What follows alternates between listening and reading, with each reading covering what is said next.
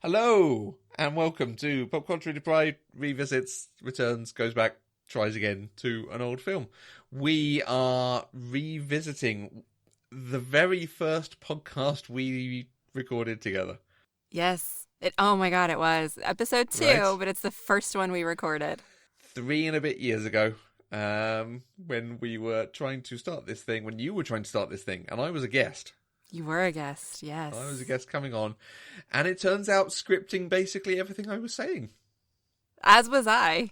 If you look at our outlines from those days. Yeah, I'd forgotten that we did that we wrote this, 4-page long document with all sorts of extra stuff that we put in.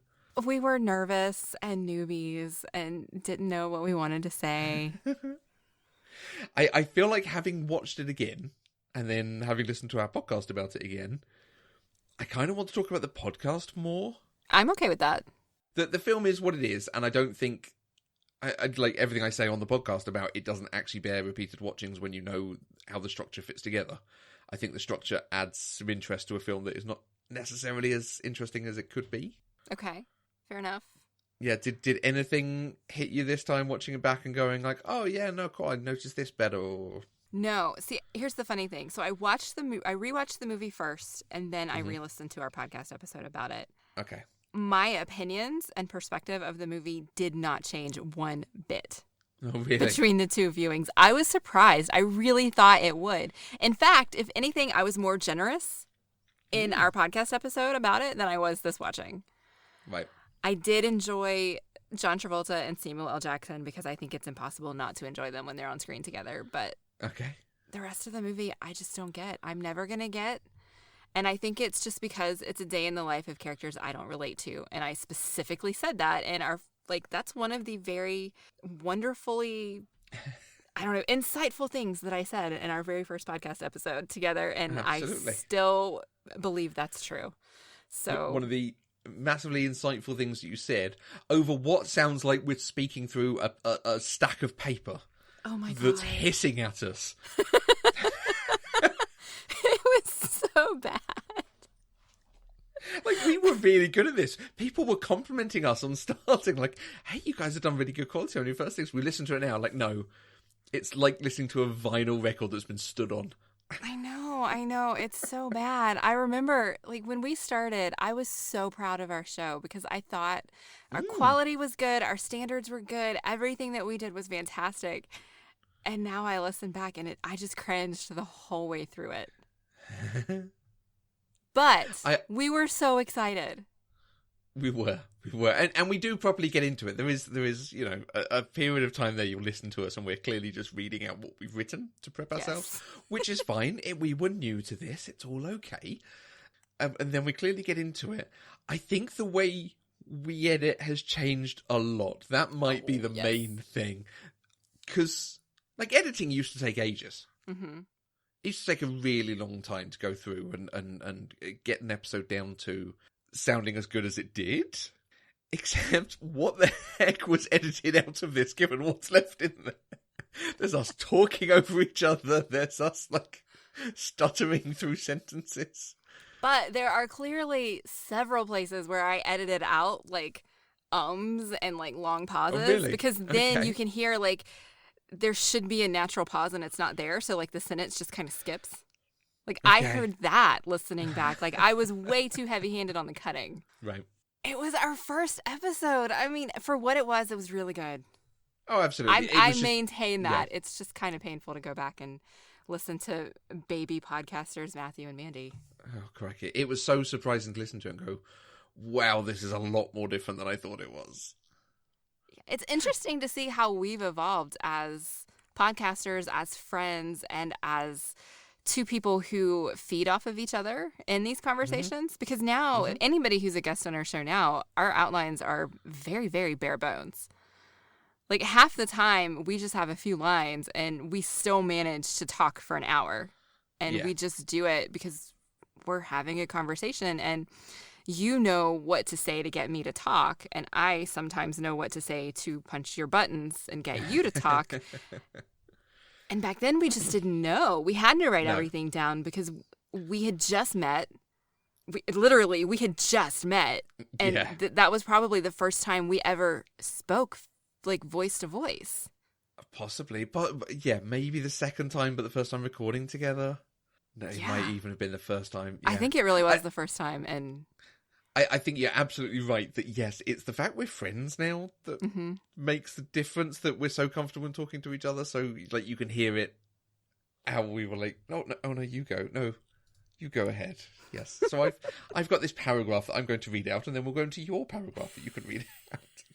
And I think that's the thing as well, because I start so low energy as well. Like, well, hello, I'm Matthew, and I like pop culture, and I'm going to give you 3 facts about myself. One of them is a lie, and you can all try and guess what it is. And we're doing a nice icebreaker hit together. Oh, so this is vintage PCD. Is that what we're doing today? Yeah, absolutely. Like, see where we came from. Okay, question for you: should we have released this?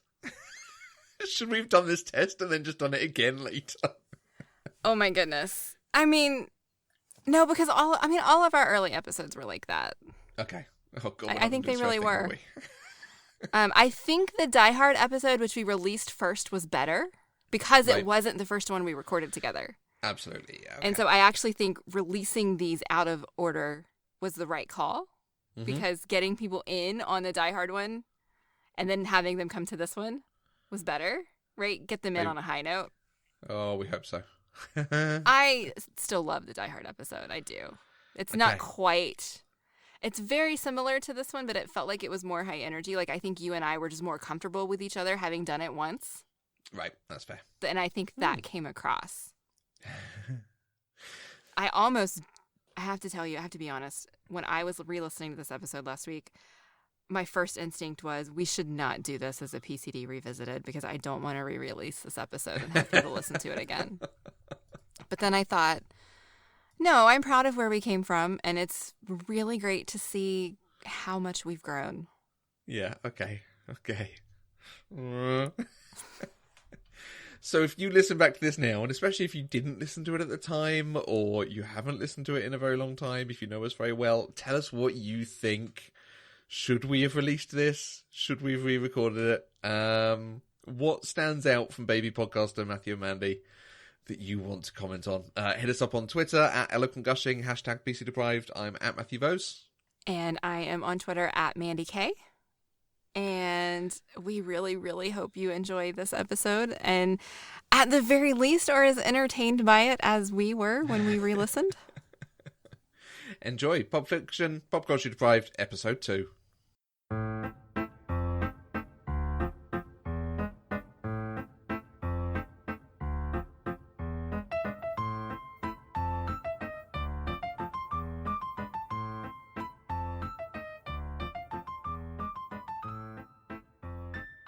Hi everyone, and welcome to the show. This is episode 2 of Pop Culturally Deprived, and today we're discussing Pulp Fiction on your Say What Again podcast. My co-host today is Matthew Vose. Matthew and I met through the Storywonk Discord chat server, and the rest is podcast history. Matthew, why don't you tell us a bit about yourself? Hi, thanks for having me. I am a pop culture reference junkie. I'm the guy who read Voltaire's Candide when it was mentioned in a Bloodhound Gang song. I then read Dante's Inferno when that was referenced in Candide. I saw Pulp Fiction in my early teens when it first came out, and that's probably the best situation to be in when watching a Tarantino film with its stylized coolness. I finally saw it all the way through when it was reduced in a store, and I was too young to buy it, so I coerced my sister into picking it up for me. It's probably the first time that I realised you could tell stories in a non-linear fashion, and that you could bring elements back into play during another part of the film. So it really was a watershed moment for me to understand how films could be put together and how to craft stories in such an interesting way. Yeah, the non-linear part of it was actually really interesting to me, because I went into this movie completely blind when I watched it last night. I didn't even Google anything about Quentin Tarantino or even when it was released, because I just didn't want to know anything about it. And after I started it, I texted a friend to let him know that I was going to kind of not be paying attention to anything but the movie so that I could really take notes. And of course, he spoiled the fact that it was non-linear for me. And I was about 40 minutes into the movie at that point, and I hadn't realized that there was anything amiss. I had no idea. And of course, he told me what to look for, Christopher Walken and the pocket watch, or I guess it was a wristwatch. I still wouldn't have realized it was nonlinear at that point, and I didn't actually get it until the scene with Butch waking up from his nightmare right before he goes to fight. That's the first moment, and that's like halfway through the movie, I think, before I figured out that we weren't being told a story from start to finish, and it was weird. Yes, So, it's definitely an interesting way to go into a film completely blind like that, and to have to see what you can make of the jigsaw puzzle as you go through. right. Well, I hate spoilers. I am one of those people who I'm very dogged about it, and I will avoid them at all costs. So even a movie that came out, in 1994, wow, that was a really long time ago. I managed to stay spoiler free. I had no idea what it was about. I knew who was in it. Well, I knew some of who was in it. I didn't know Christopher Walken was in it, but I knew that it was starring John Travolta's hair, and found out also in the first scene, well, I guess the second scene after the diner prologue, that it was also starring Samuel L. Jackson's hair, and that was, pretty interesting to me. I focused on that probably way too much while I was watching. Yeah, and the cast, the whole ensemble it's just fascinating who they got together for it. So many of them weren't known at this point. This was their sort of big breakthrough that they then went on and became major stars from. Samuel L. Jackson, Uma Thurman, Ving Rhames, and Tim Roth. They'd all done things in different countries and on TV, but this was the big moment for them. Yeah, it was interesting. I know I sent you my funny thoughts. I kind of wanted to live tweet this and couldn't because I knew I was podcasting about it today. So I just wrote them all down, and I'll link to those in the show notes. But I was very distracted by trying to figure out who some of the people were at first. Tim Roth, for example, I knew I recognized his face. I could not figure out who he was. And for some reason, in my brain, I was equating him with Simon Pegg, which is weird because they're not remotely close to the same person. And then when the credits came on, I figured out who he was. I didn't happen to notice Ving Rhames in the credits, and when they just showed the back of his head for the first several shots of Marcellus in the movie, I was sitting there thinking, wow, that really looks like the back of Ving Rhames' head. And it turned out I was right. Bang on, well done. Yeah, apparently I know what the back of people's heads look like, even though I have to tell you, I was really, really distracted by the filming of this movie because they did show so many shots of the back of people's heads. And it bothered me just because it's so unusual and different. I'm used to when people are talking and having a conversation, seeing their face in the movie. And instead, frequently, we got to see the shot from behind their head, and it was just distracting and kind of drove me a little bit crazy. Yes, it's heavily stylized in the filming. The cinematographer, Andrzej Sekula, he actually did Hackers and American Psycho, which I think are very similar to this. It's staring in at lots of different activity happening, but you're not necessarily part of it. It's an interesting way to do it. There's a great shot in Pulp Fiction that I love when Butch goes to get his watch, and it follows him for probably a couple of minutes going through fences and through a garden and people's backyards. And there's even a bit where the camera goes through a fence with him. So it's following him through somewhere you wouldn't normally take a camera on of a movie film. Right. It's interesting that you mentioned those other two movies because they are also movies I have not seen. Oh. But I'm sure that doesn't surprise you at this point. No, and I think they should be going straight on the list. I will take note of that. That list is getting ever longer. Before we keep having our conversation, I want to go over a kind of a history of the movie because I'm certain there are folks out there listening to this who are like me and have not yet seen the movie, although I guess I joined the ranks of those who have seen it since last night. Pulp Fiction was Quentin Tarantino's second feature film and was released in the United States on October 14th in 1994. It was nominated for 7 Oscars and won Best Original Screenplay. Now, arguably, it only won Original Screenplay because Forrest Gump was an adapted screenplay, whereas Forrest Gump won pretty much every other category that Pulp Fiction was nominated for. Tarantino himself, when he accepted the award, he said he thought that was the only category he'd win, and how right he was. Well, I have to admit, I much prefer the movie Forrest Gump to Pulp Fiction, so I'm not really surprised there. No. So. Critical and commercial success, Pulp Fiction had been considered one of the best written films of all time. It had a budget of only $8 million and grossed $213 million at the box office. Now, it's a bit more difficult to explain what the movie is actually about even after having seen it. Officially, it's a series of intersecting, chronologically nonlinear stories told from the perspectives of three characters who all have ties to mobman Marcellus Wallace. My unofficial synopsis is that it's a day in the life of thugs and how they intersect. I actually sent that synopsis to a friend last night, and I actually think it offended him a little bit because he loves the movie so much. But when you look through my 97 or 98 thoughts I had while watching the movie, many of them are, what is this movie actually about? Because I don't get it. I really don't. There are essays out there about Pulp Fiction, about how it's about nihilism and the lack of direction in America and the underbelly and people who don't partake in society and all of this. You might be bang on right that it's not about anything. It is just days in the lives.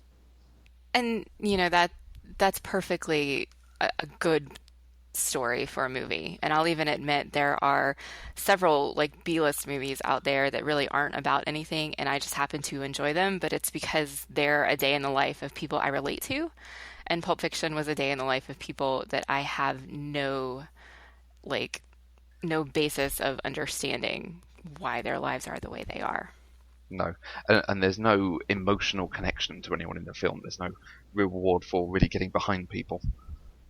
Right. Although I did enjoy the cast. I mean, as you said earlier, it is a phenomenal cast, the folks that were in it. And I did appreciate watching them be really weird. That was entertaining. I can say that. It was entertaining.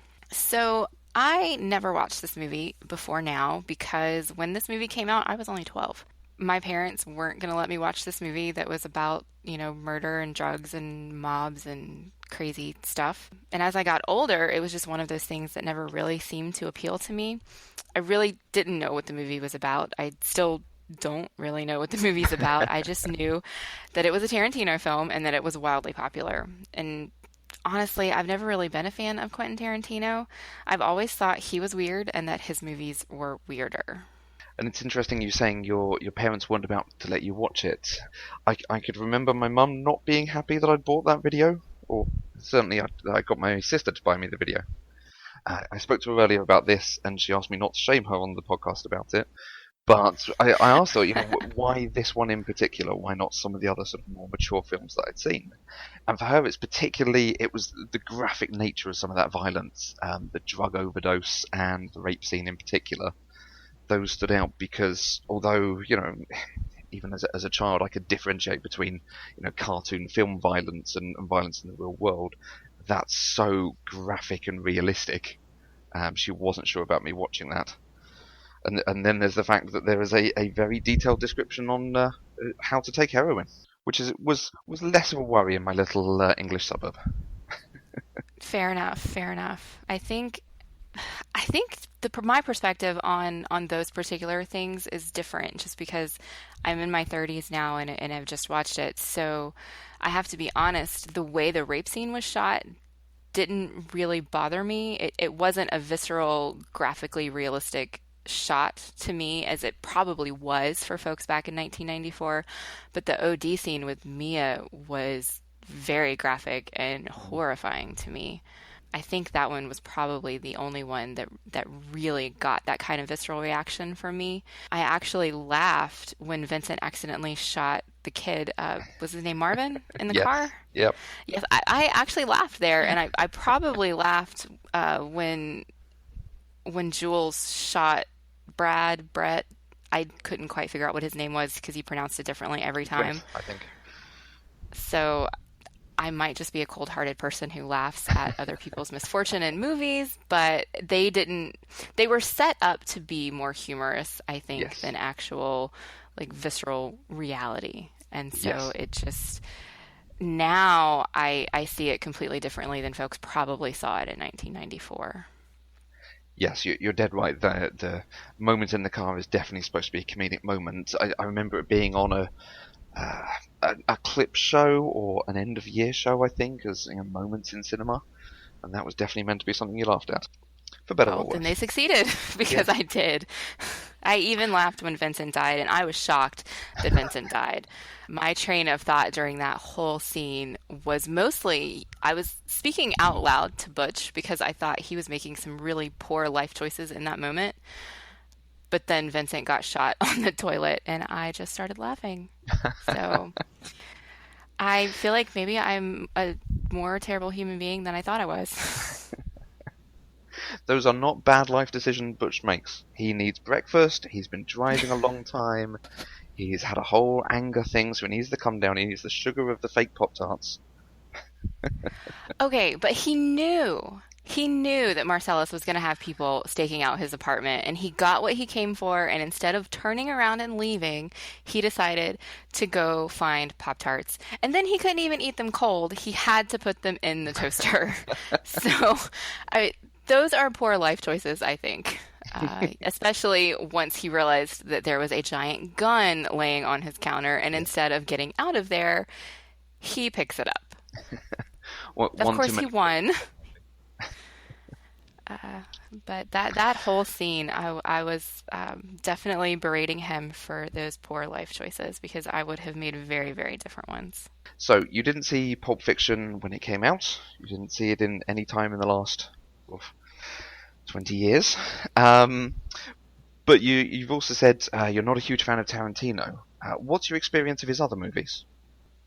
I'll be honest with you, I had to go and Google Quentin Tarantino before we got on this podcast today so I could actually see what his other movies actually were.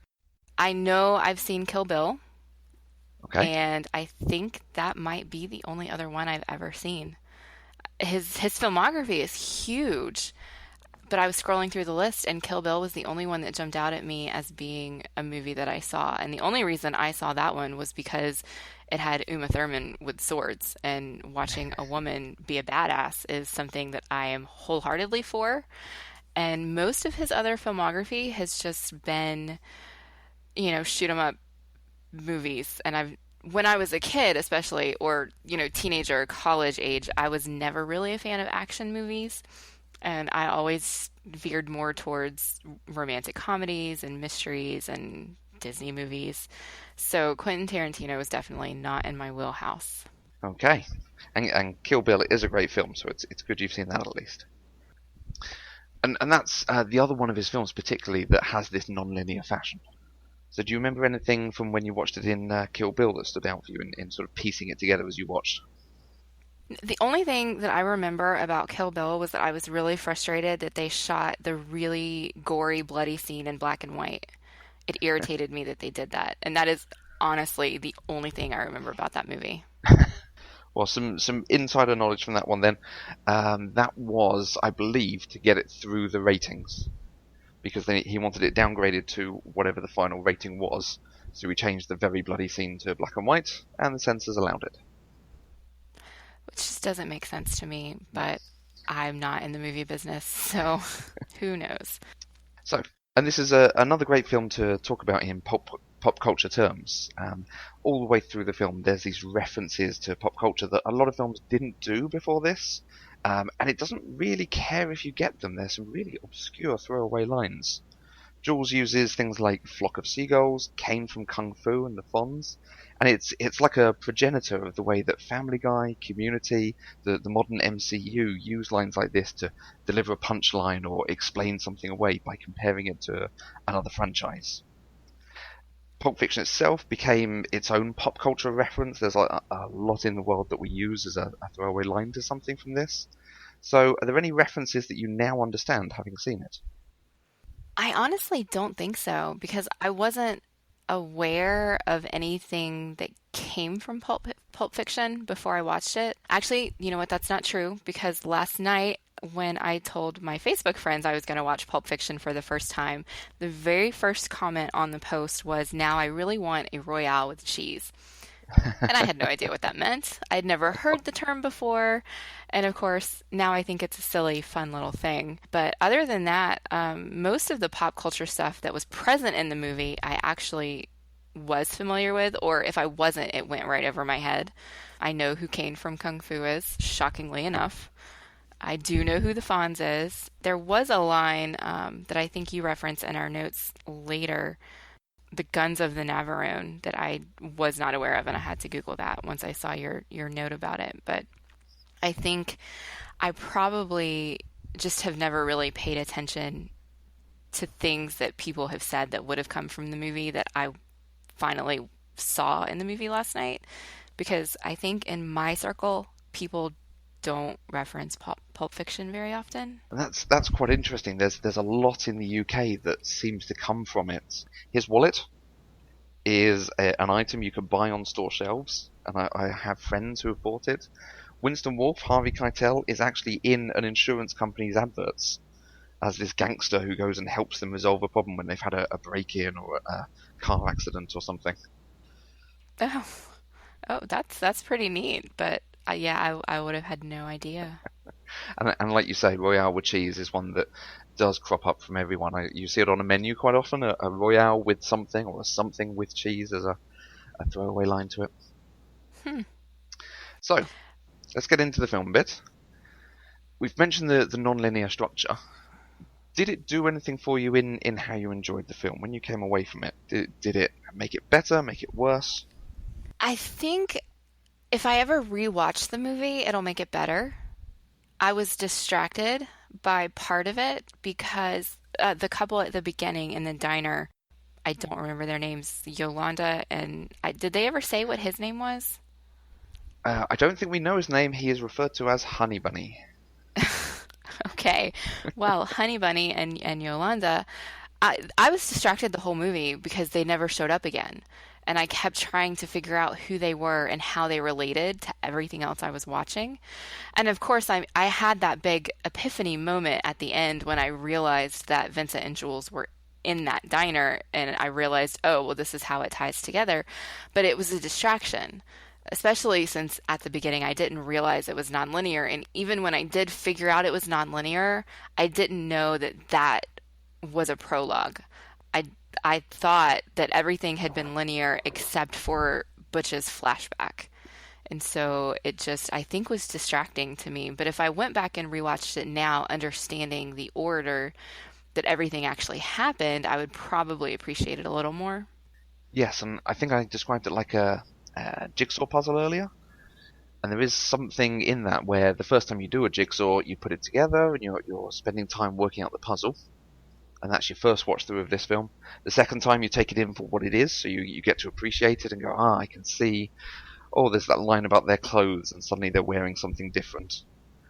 But I'm not so sure there's much in it for a third or a fourth watch, like you wouldn't return to a jigsaw puzzle immediately. You'd want to go back to it after a few years when you've forgotten how all the pieces fit together. Right. I feel my most recent experience with non-linear storytelling was the recent show on HBO, Westworld. Have you seen that at all? I have, yes. So that one, I think the non-linear storytelling in that show made a lot more sense to me than what I saw in Pulp Fiction, even though I think they were really trying to do the same thing. And it may just be I was more invested in the characters of Westworld than I was in Pulp Fiction, partly because Pulp Fiction is just 2 hours and Westworld I had, 10 or 12 episodes to get through. But I do think nonlinear structures can be very entertaining. They can add a lot to the story. I'm actually dying to go back and rewatch Westworld so that I can catch all the things I missed the first time, not understanding that it wasn't linear to begin with. Yes, we're in exactly the same situation that now we've just seen the last one. We want to go back and see what we missed all the way through. Well, I'm really glad I didn't spoil anything for you there, and hope I haven't horribly spoiled any of the listeners who have also watched that show or who are in the middle of watching it. Though I will say I figured out it was nonlinear fairly early on because I got really confused about something, and that was the only possible explanation. I kind of wish that had happened in Pulp Fiction. And then I probably would have been a little more aware of the various storylines intersecting instead of just assuming that the flashback was the only nonlinear piece. Yes, and like you're saying, you've only got a couple of hours with it, so the little hints that there are things out of order here are so easy to go over. So do you think that having it told out of order like this, did it help the film? Would it have been a better film if it was told straight in the normal order, and the only thing out of sequence was the flashback in Bruce Willis's dream? That's a really good question. And I don't know that I have a good answer for that from my perspective, just because I'm not super excited about the movie in the first place. Mm-hmm. As someone who is still digesting and processing the movie and trying to figure out what the point of the movie was, I think if it had been told in a linear fashion, it probably would have been far less interesting, because I wouldn't have been questioning things all over the place, wondering, well, why are they doing this? And why is Vincent wearing that? And wait, Vincent's dead, but he's back in this scene. And so I spent a lot of time just trying to make sense of the movie, and I think that contributed to my entertainment of the movie. Okay. Instead of just being bored at watching a day in the life of people I don't care about. and I feel had it been told linearly, that's what I would have gotten, and I probably wouldn't have enjoyed it at all. Do you, from your memory of watching it last night, what do you think would have been the ending if it was told straight? I think the ending, if we're not adding anything from what was already in the movie, probably would have been Butch and Fabian riding off into the sunset on a motorcycle. Yes, I think. Absolutely. Yes, and it's such a traditional Hollywood ending at that point, and that's not what Tarantino seemed to want to do. The ending, as we get, is Samuel L. Jackson, John Travolta, looking cool as hell, tucking their guns into their shorts. I laughed so hard at that scene. I actually had to rewind it because I caught that they did something, but I was also taking notes. And so when they turned around and walked out of the door, and then it cut to credits, I felt like I had just missed something. So I had to rewind those last 20 seconds and rewatch. And then I just started laughing. And then my very next reaction was, that's it? And then it was over. And that is 2.5 hours of your life. That was absolutely 2.5 hours of my life. I didn't realize it was 2.5 hours when I first started watching it. And after about an hour, I wanted to see how much time I had left. And that's when I realized that I still had another hour and a half to go. Yeah, but I did. I got through it. I watched it all. And I was, serious about it. I wanted to watch it. I was trying to pay attention. I didn't want to be distracted because I wanted to actually be able to have a fairly interesting conversation with you, because I know that you're a fan, and I didn't want to come into this just telling you that I hate this movie that you love. Though I really don't hate it. That's too strong. No, and that is a good segue into what you take away from it. The ending as presented is one of the things that really intrigues me about it, because when I, engage all my faculties and really think about it, the point of that ending is that Samuel L. Jackson is going off to wander the earth like Kane in Kung Fu. He has heeded a message from the Lord, and he has decided to go and commit his life to something else.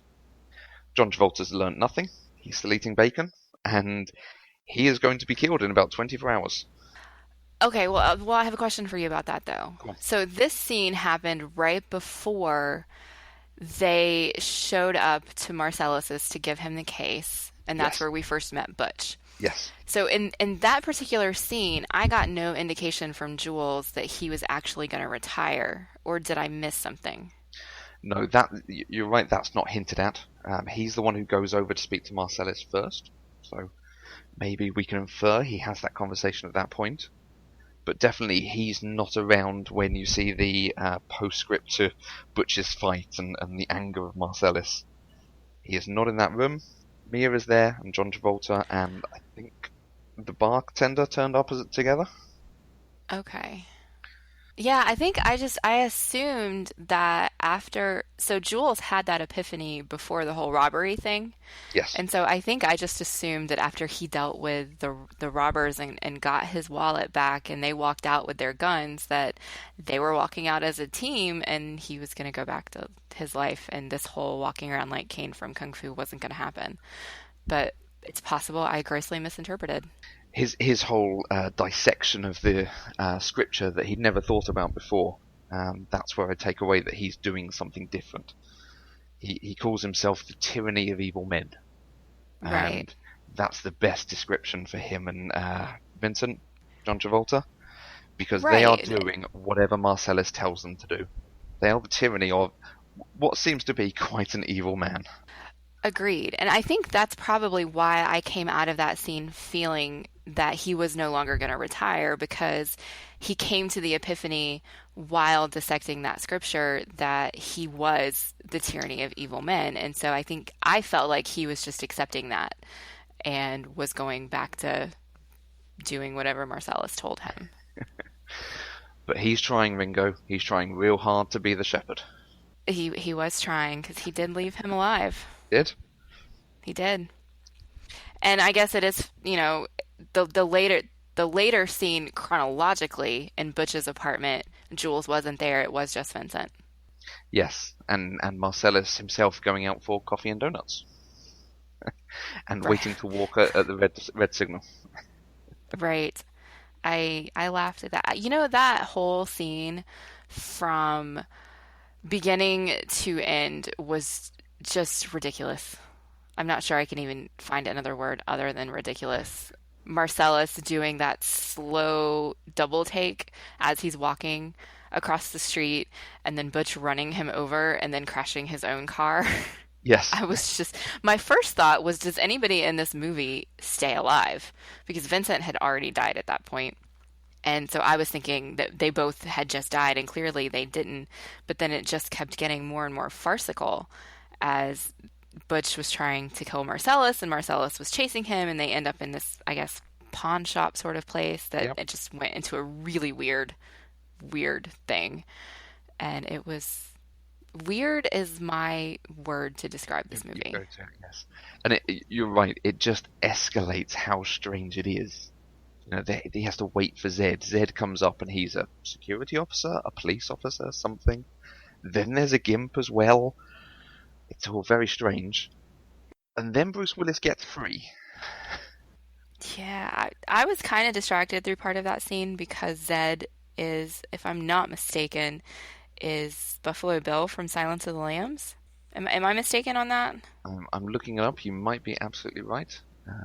Where is he? Because I feel like I was just picturing him dancing around in a suit made out of skin. And so I was just distracted. But I do that. I equate actors with their characters. And so when I see them in another role, especially if it's a role that I'm not invested in, I stay distracted because of how I feel they should be versus what they're doing on the screen at that moment. The only thing I've seen him in is that he's the villain from The Mask. I have actually seen that movie. You're right. He was the villain in The Mask. I haven't seen that movie in years. I don't think he was the person in Silence of the Lambs, I'm afraid. Well, then my memory is just awful. And then, yes, so Butch gets free, and he knocks the gimp out in a very strange slow-motion triumph moment. And he decides he's going to rescue Marcellus, and he picks up, I think, a hammer. Good construction. He picks up a baseball bat, good symbol of American, might and power. Then he picks up a chainsaw, which is just even more ridiculous.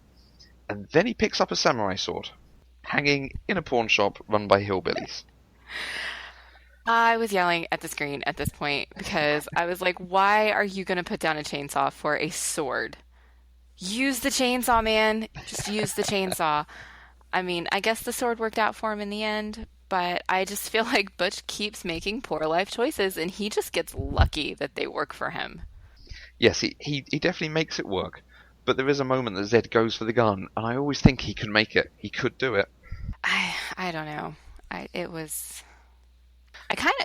ended up leaving that scene feeling bad for the gimp because I don't think he was dead. He was just unconscious, right? Yes, just And not. so he just got left unconscious hanging from the ceiling. And I felt bad for him. Like, I really wanted Bruce Willis to stop and at least cut him down. And then he just kept on walking. I think if he had paid any more attention to him, that wasn't the least he was going to do to him. Fair enough. I always wonder if there's something in the picking up of a Japanese sword. When Christopher Walken comes to him, he says, I was about to do an impression. I'm not going to do a Christopher Walken impression. But he says to him that his grandfather was killed in the Battle of Wake Island. And of course, his father was kept as a POW, I think, in the Vietnam War. But there's just something in the symbolism of putting down the baseball bat, but picking up a Japanese sword. And I can't decide if it's Tarantino thinking it's cool, or wanting there to be something deeper. Probably both. But then again, you listen to Storywonk podcast as much as I do, so you know that there's such a thing called death of the author. So if you see that symbolism there, then it's definitely a thing. Yes, so we read it as canon now. There we go. Absolutely. If that's how you interpret it, then that's what it means. I think that's something that bothers me sometimes, but I am a little bit arrogant and often think that my way is always the right way. And so if I interpret it one way, then that is how it's going to be. And I can only agree with you. As a guest. Please feel free to disagree with me. Because, I mean, clearly we disagree on the movie itself because you are such a fan and I am not there yet. Not to say that I can't ever be there because I do appreciate it and I do see merit in it. It's just not my style of movie. But that doesn't mean I can't be brought around to be more appreciative. So you said you don't hate the movie. That would be too strong a word. Has it made you interested in watching any other Tarantino films? Can't say that it has. I had a feeling that was going to be your answer. And this is probably the best he's done. Kill Bill is definitely up there. It's more emotionally rewarding, it's more entertaining, but because it has this style of flicking back and forth between stories, it's got some intellectual reward in it as well. His latest one, The Hateful Eight, reminded me in Pulp Fiction in a number of ways. It's about sort of, the story of lots of different people coming together. But with the exception of one bit in the middle, it's told in a linear fashion. And having watched it, I couldn't help but feel that it would have been more entertaining if I'd had to piece it together as we went. Okay, that's interesting. I think just watching the previews of The Hateful Eight, it just did not seem like a movie that I would enjoy. And that's why I didn't watch it. I did actually... Tarantino did Django Unchained, didn't he? Yes. I have not seen that. It is a movie that I would be interested in seeing, though I don't know if I would like it. But it did get so much critical success and also some commercial success that I would be willing to give it a shot. I would put it on the list, and before you watch it, I will look up the timestamp when to turn it off. There's something like half an hour extra on that film that didn't need to be there, in my opinion. Oh dear. Yes. But I don't know. I feel like if I'm going to watch it, though... Go on. If I'm going to watch it, I'm going to do the whole thing, so... Okay, you have been warned. Which may be why I never watch it. Mm. This list is growing, and I don't know that there are going to be enough years to watch everything that gets added to this list, so... As long as no more movies are released to go on it, you'll be okay. Now, you had written a possible area of discussion, the transformative nature of bathrooms, and I wanted to see what you were thinking about that. So, this is a theme that runs throughout the film. When people go to the bathroom, they return and they find the world is different than they left it. Okay. So, particularly this applies to John Travolta. He goes to the bathroom in Butcher's apartment, he reads his nice little romance book, and then he comes out and Bruce Willis shoots him a lot. Right. And that is a great moment because we've had a moment earlier with Bruce and John Travolta squaring off. And clearly they don't like each other, and you think if that was anyone else, perhaps he might have walked away from this. But later on in the film, John Travolta goes to the bathroom in the diner, and he comes out, and suddenly Jules is in a Mexican standoff and is giving a lot of money to some kids who are ripping the place off. And Right. we've got other examples where the chap in the apartment they go to at the beginning, he's gone to the bathroom, and suddenly everyone he knows in the room is being shot at. And he comes out and tries to wreak bloody vengeance, only to be failed by what might be an act of God, what might be blanks in a gun. I don't think they were blanks because the wall behind them was shot, unless I was misinterpreting that. Again, there's some interpretation there. The wall behind them is shot, and I've never looked out for it, but apparently the bullet holes are there when they walk in.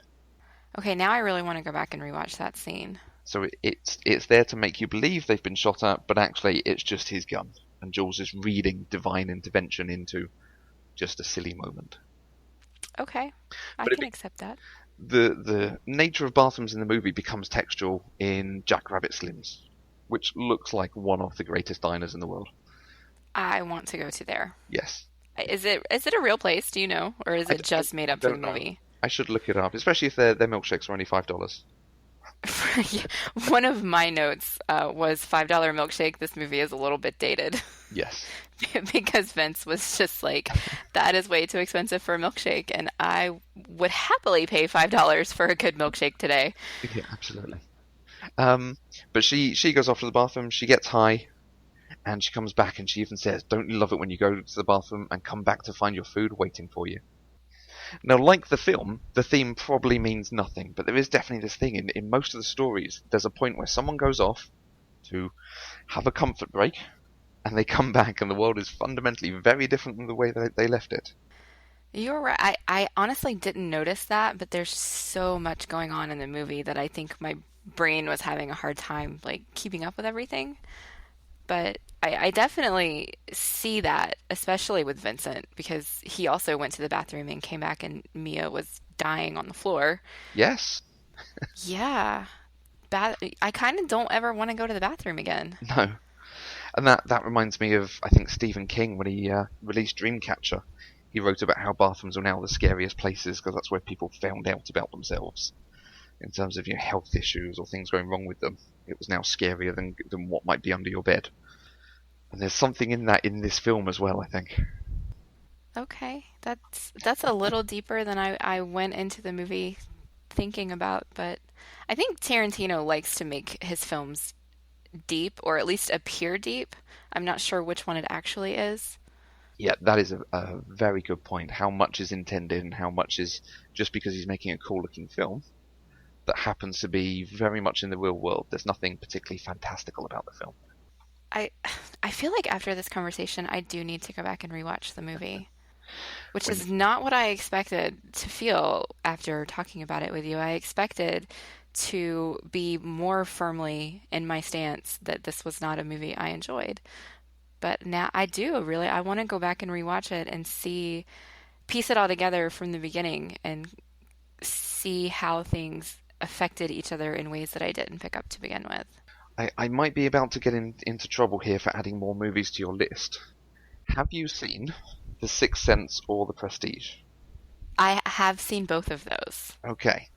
So The Sixth Sense is linear, The Prestige is non-linear, but both of them have twists at the end that then, when you watch them again, you go, oh, I can see what was happening, I can see what they were working out here.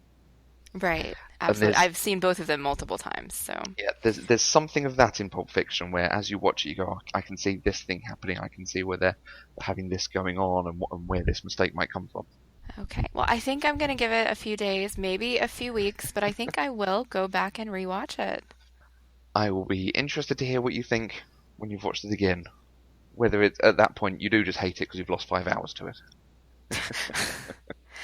I don't think I will ever outright hate it. And I do think that I can have enjoyable conversations with other people about it, particularly when it does come to some of the pop cultural references. I feel like I'm going to be walking around saying, say what again, like for the rest of my life, even though I could never say that as cool as Samuel L. Jackson says it.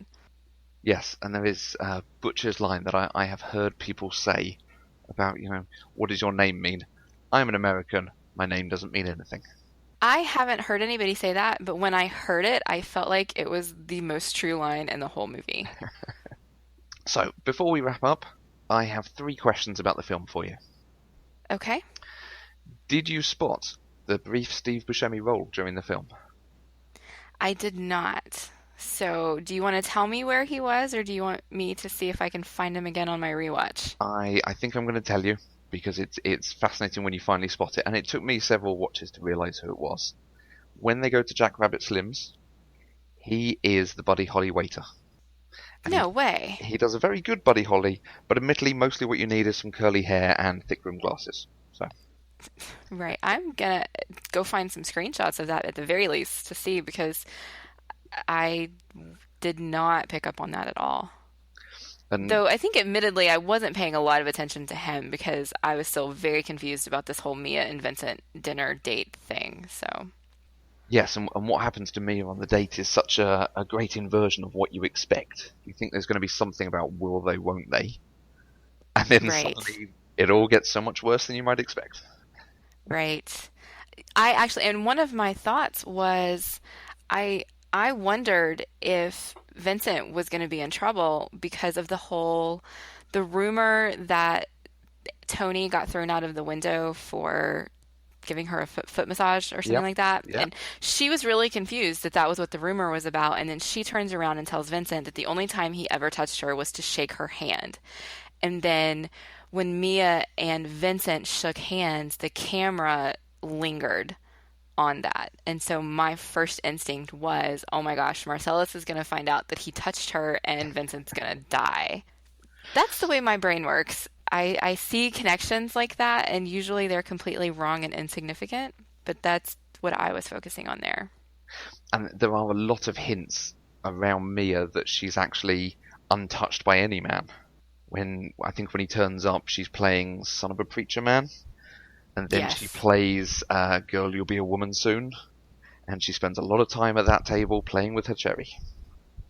That's not Yes, you. she does. Those are all things I noticed, but I did not put them together. I remember thinking Son of a Preacher Man was a very odd song to be playing in that scene.